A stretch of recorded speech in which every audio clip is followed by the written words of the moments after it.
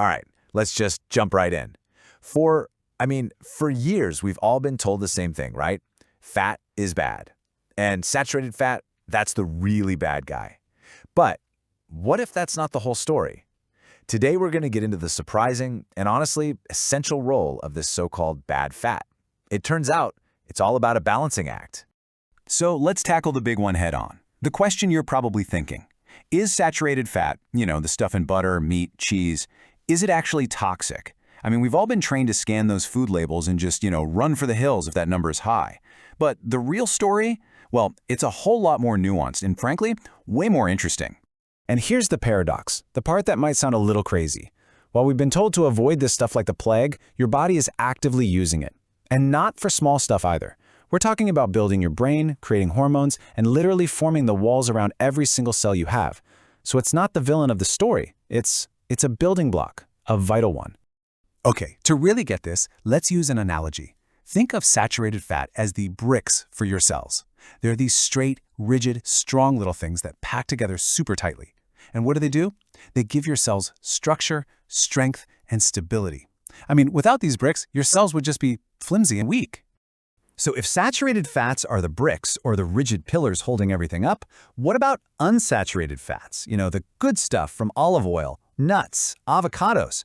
Well, think of those as the fluid windows. They're way more flexible and they allow for all the important stuff. Movement, communication between cells, and it makes sense, right? You wouldn't want a house that's only bricks, but you also wouldn't want one that's only windows. You absolutely need both. Okay, so you're probably thinking, if this stuff is so important, why has it had such a bad reputation for decades, right? Why have we all been told it's terrible? Well, the answer isn't that it's inherently bad. It's that, like with almost everything, the dose makes the poison. It really just comes down to quantity. And here it is. This is the number to remember. The problems really start to kick in when saturated fat goes above 10%, that's 10, of your total daily calories. That seems to be the critical line in the sand where the body's, finely tuned system starts to get all thrown out of whack. So what exactly happens? How does this work? Okay, imagine your liver has this volume knob for something called LDL receptors. Think of these receptors as parking spots or docking stations. And LDL cholesterol, those are the trucks carrying fat all around your body. Now, when you eat too much saturated fat, it basically signals your liver to turn that volume knob down. So you get fewer docking stations. And what happens when there aren't enough parking spots? The trucks have nowhere to go. They get stuck.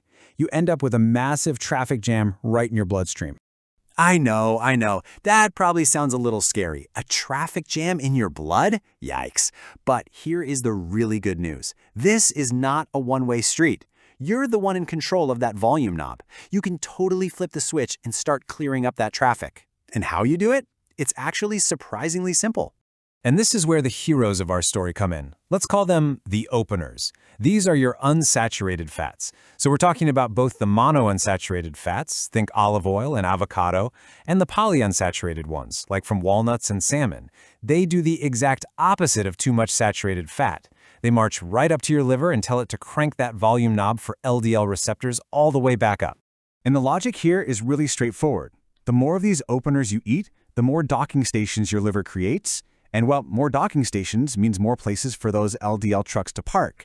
They get pulled out of your bloodstream, the traffic jam clears up, and everything starts flowing smoothly again. Simple as that. Okay, so what does this actually look like on your plate? This is the practical, actionable part. Here's the target you're aiming for. Ideally, you want about half, 50%, of your fat from those monounsaturated openers. Then about 25% from the polyunsaturated openers. And that leaves just 25% for the saturated bricks. That ratio, that is what keeps the whole system balanced. And let me just say this again, because it is so important. The goal is not zero saturated fat. Remember, you need those bricks. The goal is all about a healthy balance. So think of it this way. For every 1 part bricks, that's your saturated fat, you want to aim for about 2 parts openers, your unsaturated fats, that 2-to-1 ratio. That's the key. That's the whole game. Okay, and there's one last really crucial piece to this puzzle. It's not just about the amount of bricks, it's about where you get your bricks from. It matters a lot. The saturated fat from a whole food, like an egg or grass-fed meat or some full-fat yogurt, That's a clean, natural building block your body knows exactly what to do with. But the saturated fat in, say, a donut or processed bacon, that's a whole different animal. It comes packaged with a bunch of sugar and weird industrial oils that just create a metabolic mess. It's not just the fat, it's the company it keeps. So, at the end of the day, what's the big takeaway here? It's this. Don't fear fat. You need it. Your brain literally runs on it. Instead, just learn how to balance the trucks. Learn how to balance your bricks and your openers. Get that 2-to-1 ratio right. If you can do that, you're not just eating fat. You're building a better, smoother running system for the long haul.